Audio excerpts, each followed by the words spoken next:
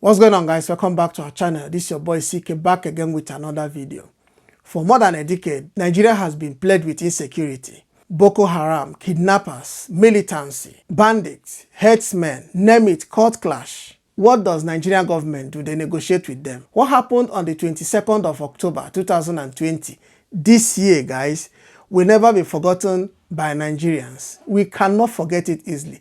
We cannot forget these people that call themselves leaders of Nigeria today. We cannot forget them. Buhari has lost his voice, guys. Federal Executive Council, they've lost their voice. Presidency lost its voice. Femi Adesina lost his voice. Lai Mohammed lost his voice. Garba Shehu lost his voice. What does this show us? It shows us that they know what they are doing. So let's hear from former President Olusegun Obasanjo and his Vice President Atiku Abubakar. It's with a heavy heart and a deep sense of concern about the ongoing violence, chaos, and unrest in many parts of Nigeria that I make this appeal to the government and people of our dear country, Nigeria, to eschew violence and embrace peace and dialogue in finding solutions to the challenges we face as a country. I particularly appeal to President Muhammadu Buhari in his capacities as President of Nigeria, Commander-in-Chief of the Armed Forces, and as a parent of youth like the ones who have in the last week or so come out in peaceful protest against police brutality and for improvement.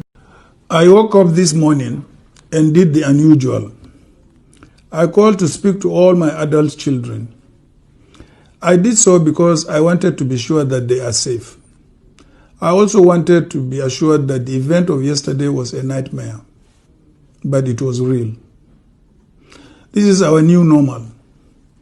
As I speak, many parents and homes are in mourning.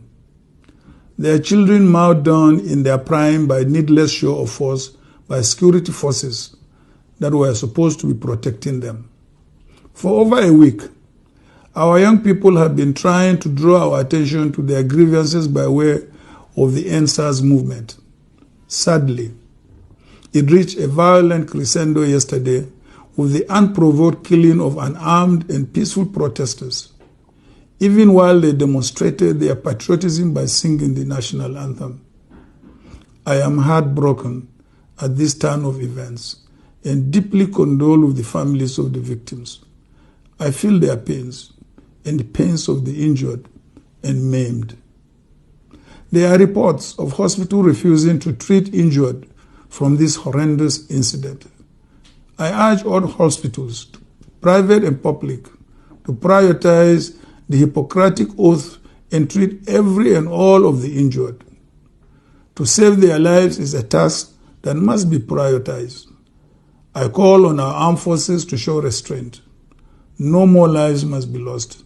Absolutely none. We must face our common enemies, not our brothers and sisters. And our foes are the terrorists and insurgents who seek to end the Nigerian way of life. Finally, I urge President Muhammadu Buhari to speak to the nation, even as he speedily implements the demands laid out by our young compatriots. May God bless the Federal Republic of Nigeria, and thank you. So guys, if this is the first time you're coming across our channel, please don't forget to like this video, comment in the comment section. Tell us what you think about what happened at the Lekki toll gate on the 22nd of October 2020. And please, if you like what we are doing on this channel, a sub will be massively appreciated. Thank you. Let's continue with the video. So the bill tagged not too young to run. What happened to it? Have you seen what has been happening to Shina Peller in the Federal House of Assembly in Abuja? So guys, this guy has been denied the opportunity to speak in the house, and they told him point blank, I will not allow you to speak. Why? Because they see him as a Nigerian youth.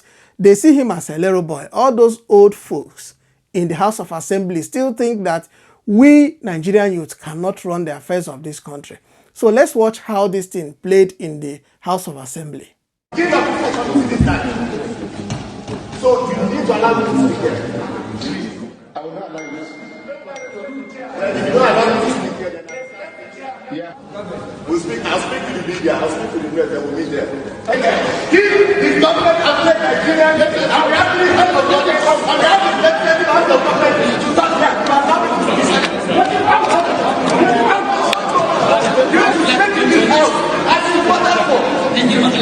For many years, more than a decade, Nigeria has been facing various forms of insecurity, banditry, militancy, Boko Haram, kidnapping, herdsmen, court clash, police brutality, SARS, and now the use of military force against innocent demonstrators, against armless Nigerians, against those that are lending their voice, those that are voicing out to stop corruption, to stop the atrocities that our leaders have been committing in Nigeria. What the federal government could do is to send military men against them, to meet them at the Lekki toll gate and use live bullets on innocent Nigerians. The Nigerian armed forces are supposed to be in the Sambisa forest fighting Boko Haram, not at the Lekki toll gate. So the Nigerian government can easily negotiate with Boko Haram, they can negotiate with kidnappers, they can negotiate with bandits and other forms of violence that we're having in Nigeria, but they cannot speak to those that are demonstrating for a better life, those that are asking the government, the old folks, to give us our own chance to live, to give us our chance to express ourselves, to live our lives, because iPhone no be weapon, no. Laptop no be weapon. To dress well, to wear fine clothes no be crime for this world, people. So let's hear Okey Bakassi on what he thinks is the problem of the nation and where this insecurity issue is coming from. Some people are dead today because of the rascality and the irresponsibility of the decision-making authorities in Nigeria. I did put out a video on Monday pleading passionately with the government to not use violence as a way to quell the protests, to please explore other means aside from violence.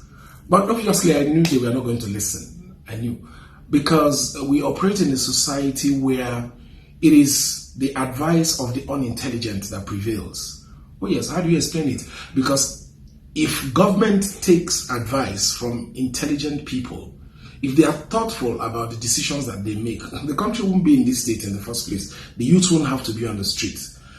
No, they won't. How do you explain a country where, we settle terrorists and we kill law-abiding citizens? I'm making this video for the people, for the international community, to be able to make sense out of the nonsense happening in Nigeria. Because I know if you're viewing Nigeria, like Nigeria is trending all over the world, if you're seeing Nigeria from outside this country, it won't even make sense to you that military men will walk up to unarmed civilians flying the national flag in protests and open fire on them and kill them. It won't make sense to you if you live outside Nigeria. But we in Nigeria, we know that's what they do. That's their area of specialty. We are their soft targets. If you live outside Nigeria, you won't understand why we spend a huge chunk of our budget settling militants, terrorists, kidnappers, paying ransom, but shooting unarmed citizens. You won't understand it if you live outside Nigeria. So I'm just trying to help you make sense of the nonsense. The reason all these anomalies happen in my country, Nigeria, is because there's an industry known as the insecurity industry. Yeah, it's unofficial, but it's one of the most thriving industries in Nigeria. The insecurity industry. And this industry is dominated by government officials and their criminal collaborators. They are in partnership to undermine the progress of the country and milk the country dry. That is why there's no progress. And this industry is part of the reason the youths of this country are neglected. And let me give you a little insight into the insecurity industry. The insecurity industry is set up in such a way that if you're skillful enough to create enough insecurity in any section of the country, you can feed on it for the rest of your life. I repeat, if you're skilled enough to create insecurity in any section of the country, you can survive on that insecurity for as long as possible, as long as you have your government collaborators. Because what it means is that if you create insecurity, then governments at all levels will increase their security budget. Security budget is that budget that is unaccounted for, that government officials can just take and do whatever they like with it and nobody will ask questions. So security budget exists, because people create insecurity. And that is why government is unable to solve security problems. That is their core responsibility. Responsibility of government is protection of lives and properties. But they fail woefully since independence. And I'm not talking about just this particular government, even governments before them. The reason they have failed serially and woefully is because it's a thriving industry. They create this insecurity, they milk from it. So they create militancy, then they turn around and approve budget to settle militants. That way, them and their collaborators make money. So they create terrorism, call it Boko Haram terrorists, call it the unknown herdsmen, call it whatever name you choose to call it. They create these things, and as long as they exist, they keep milking from it. So while we spend a lot of our reasonable chunk of our budget settling armed groups, armed terrorists and militia groups, we leave the youths to go without. We spend more money settling armed militia groups than we spend on sports, youth empowerment and development.